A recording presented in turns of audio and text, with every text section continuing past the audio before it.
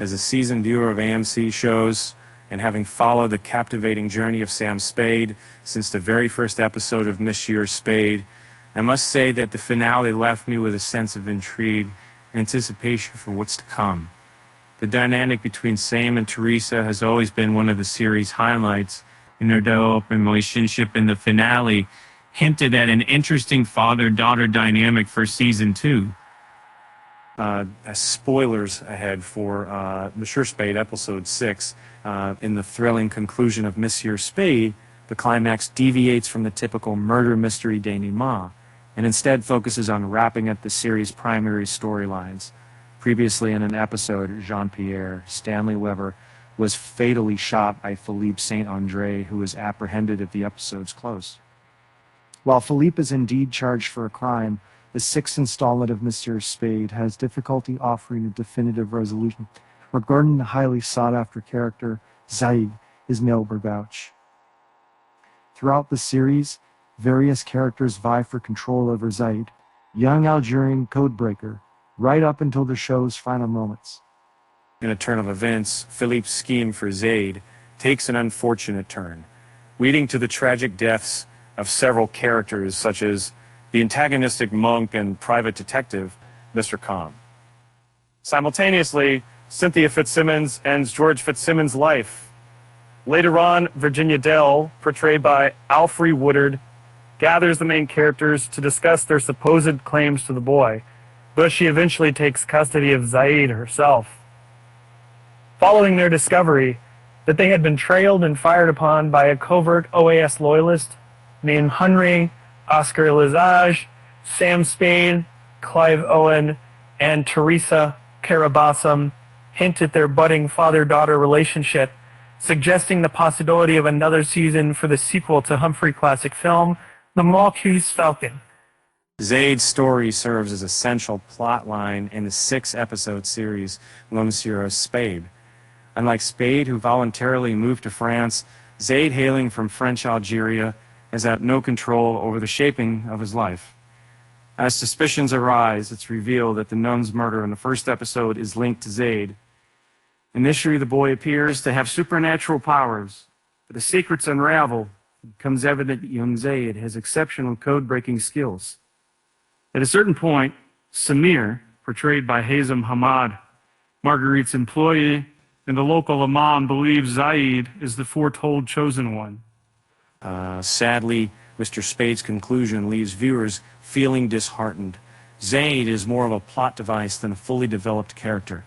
Although he plays a crucial role in advancing the storyline, the boy doesn't get the chance to be a well-rounded character. On the other hand, the Maltese Falcon serves as an excellent plot device because it isn't human. After Philippe's exchange plan for Zaid leads to casualties on the local bridge, Virginia Dell, Alfre Woodard convenes the main cast of Mr. Spade in the living room of Philippe's mother's house. In a classic mystery style, it falls upon Dell, a supposed Canadian Special Forces and UN operative, to separate truth from deception. From Philippe and Henri to Marguerite, Cynthia to AF and Spade, everyone is involved in Dell's critical mission. The no-nonsense agent scrutinizes each character's connection to the case involving the code-breaking Zaid, determining who has a valid claim. Although the characters argue over Zaid as if he's a prized possession, Dell determines that no one truly possesses the right to him. However, Philippe is exempted, and Dell decides to bring Zaid home with him.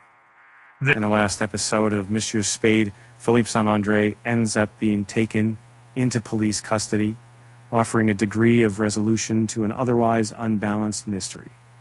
Although Philippe is engaged in numerous questionable acts during the series, cold-blooded murder of Jean-Pierre takes the cake as his most heinous act. Prior to his arrest, Philippe attempts to negotiate Zaid's release. As various heists converge on the bridge for this planned exchange, turmoil ensues. From a distance, Philippe positions himself as a sniper in his mother's house, and in the end, shoots and kills Mr. Khan, Sofiane Galmoudi, who is on the bridge. When Marguerite unexpectedly arrives, just as a transaction is about to occur, Philippe secretly listens to the conversation between Jean-Pierre's widow and his mother. Without delay, Marguerite places a 2.4 often billion. And the reason the questions of us said Marguerite often registered as it mouse professional and off to see the conflict and removed off desired deal falls through. Philippe attempts to escape, but Cynthia Fitzsimmons, armed with a gun from Miss Six, apprehends him. And the beginning of the episode, Spade discovers that Henri has been following him all along.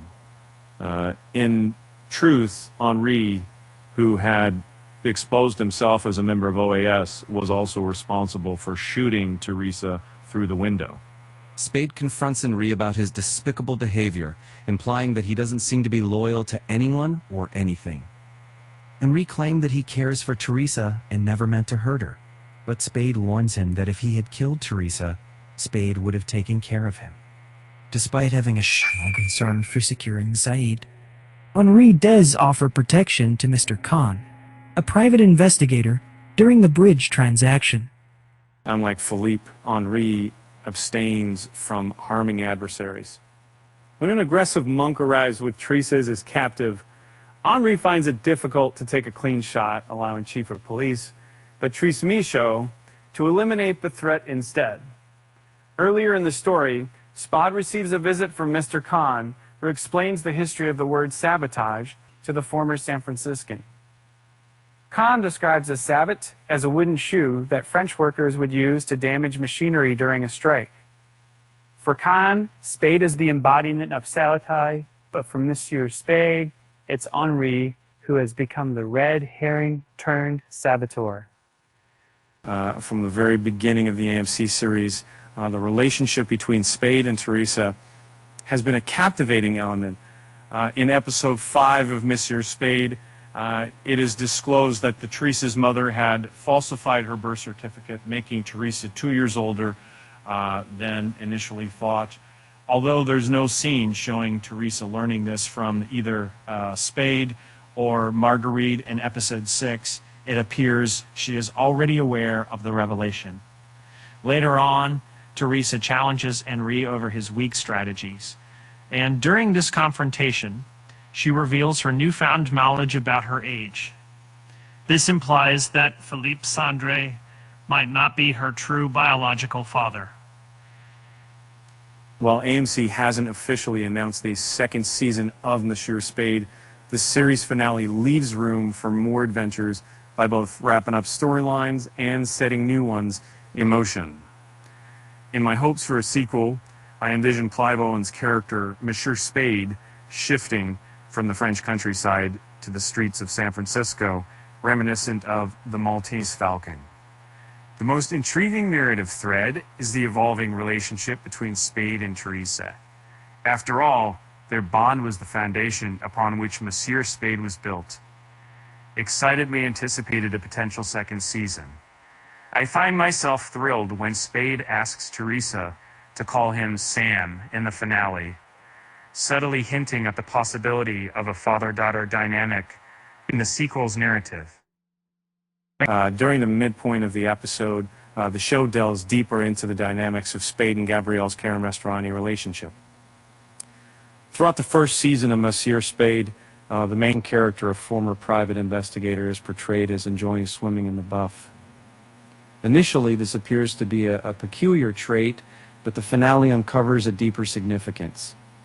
In a flashback, Gabrielle invites Spade to take a swim in her expansive pool.